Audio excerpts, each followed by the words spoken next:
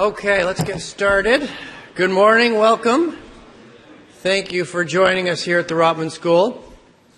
If you don't know me, my name's Tiff, Macklem. I have the great privilege of being the Dean of the Rotman School. And more importantly, this morning I chair the panel for Economic Growth and Prosperity for Ontario, which guides the work of the Institute.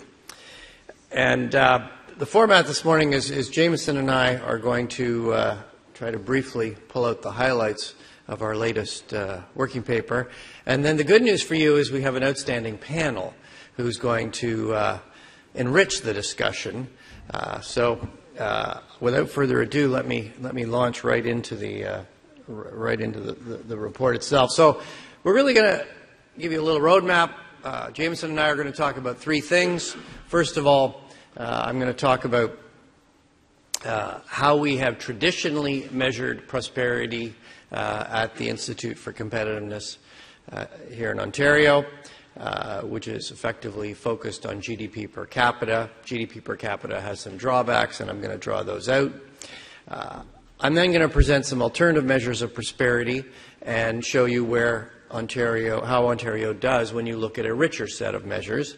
And then Jamison is going to unpack that a little more and look at a little more depth. How does Ontario compare to its peer jurisdictions, those different alternatives, and what does that tell us about what Ontario could do to improve prosperity here in Ontario? So, a little bit of math first thing in the morning is good for you. It's only multiplication. Traditionally, so the Institute now is 15 years old, and for 15 years we've measured prosperity using GDP per capita, and we've unpacked that into its pieces, demographics, basically how many people you have in your economy that are in the working age and therefore generating GDP, how many of those people are working, utilization, how hard they're working, intensity, how many hours do they work relative to the available hours, and then finally, how productive are they? What's the output per worker? You put those things together, that's what creates GDP per capita. And the methodology of the Institute has been to compare GDP per capita in Ontario relative to other jurisdictions that are have a roughly similar industrial structure, similar demographics. So in other words, they're realistic comparators. There's things we could actually strive to achieve over the next 5 to 10 years. And then we've typically reported two things: where Ontario ranks relative to those peer jurisdictions, and we've calculated, to sort of bring it home to a nice summary dollar figure that people could relate to, we calculated the prosperity gap, which is the peer median GDP per capita compared to Ontario's. We've done that for 14 years, and in the first year, we calculated 2001, Ontario placed 14 out of 16, and the prosperity gap was $11,700 per person in Ontario. And I'm going to run through these pretty quickly because you're going to see the pattern pretty fast. 2002, 13 out of 16, 13 out of 16, 15 out of 16, 15 out of 16, 15 out of 16, 14 out of 16, improvement. 15 out of 16, 14 out of 16, and you can see that the prosperity gap has really changed very little through this period, despite the fact that some of our recommendations have actually been implemented by the government. 2010, 15 out of 16, 15 out of 16, 15 out of 16.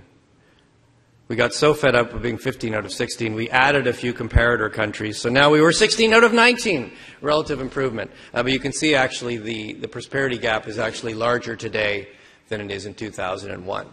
So, technical term for GDP per capita is it sucks. Yet, we live in Ontario. It doesn't seem like, it's a nice place to live. And it does feel like there has been progress.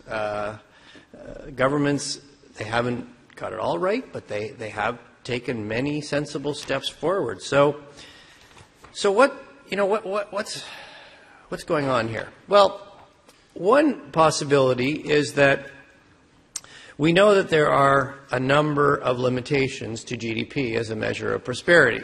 For one thing, it tends to count a lot of things that we would consider to be bad things as good things. So when you get a massive rainstorm in Toronto and everybody's basement floods, that creates a construction boom to fix all our basements. That's boost GDP, but I don't know about you, but rebuilding my basement back to the way it was before wasn't exactly, a well-being enhancing experience. And, more dramatically, a range of disasters typically result in construction. Wars obviously typically boost GDP. So there are a number of things that we would consider bad things that actually boost GDP. The other reality about GDP is that it was designed in a period when goods production was much more predominant than it is today. Today we have, services would make up roughly 70% of the Ontario economy. Services are harder to measure than goods production, so there may be some measurement limitations. GDP doesn't capture a range of non-market activities, so it doesn't capture housework. Well, if you have somebody cleaning your house and you pay them, it does, but if you do it yourself, it doesn't. It doesn't count. It doesn't measure the caregiving you provide for elderly parents. It doesn't measure the energy and effort into raising your children. I would like to think that all that time I spent raising my children wasn't entirely unproductive.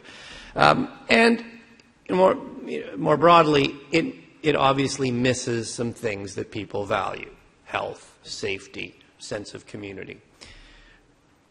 So the panel challenged the Institute to consider a broader set of measures to measure prosperity, and the idea was to consider a number of questions. How does Ontario do when you look at a broader set of measures compared to our peers? Within the broader set of measures, where does Ontario lag? If you wanted to improve prosperity, where should we focus our efforts? And then what can we learn from our peer jurisdictions?